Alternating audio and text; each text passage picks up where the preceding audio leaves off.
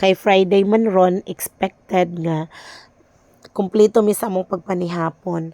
So magluto day ko sa paborito sa akong mga anak nga sudan, ang lechon manok. Pero ako ara ning i-oven kay para mas madali unya pang save sad sa uling. So ako ala ni siyang i-oven nya dinalian sad wanay hasol bas no. Karon day ako na siyang timplahan. Ang akong gitimplahan niya onion powder, garlic powder, chili powder, og gibutangan ako og asin, paminta, para pampalasa niya. Nya, ang kanang whole chicken mo na ako ang butangan diha sa sud sa iyang tiyan. Ako na siyang butangan og garlic og lemongrass. Butangan ko na siya unya. Sa pagkakaroon si Maggie nagkuha pag lemongrass ilang mama kay wala na ko'y lemongrass diri sa mua kay tungod na nga matay nga nana ko'y gibuhing manok. So mo na siya kay kami lagi ang among one way sa among pagbanding-banding kay pagkaon manggod. So mo na kung kumpleto gani mi magluto jud ko maning kamot ko nga mga makaluto ko sa paboritong sudan sa akong mga anak.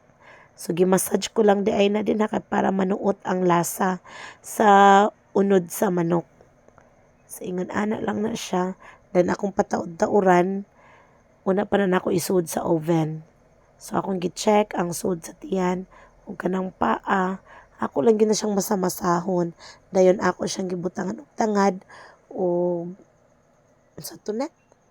Tangad og sangik di ay. So mo na siya para pampahumot sa ako ang lechon manok. Naghuot gid ni siya. Kay naa na siya upat ka buok paa sa manok. Tibuok nga paa sa manok then whole chicken. Sumo na siya amo ang para panihapon karon. Then isulod ta na ni sa oven. Nya dili na nakapakusgan ang oven. Kay para hinay-hinay ra ang iyang pagkaluto. So ingon ana na siya. Ato na ni siyang balihon. Tanawa no. Ang Lami na balihon. kayo siya di golden brown na. So ingon ana na gani siya balihon.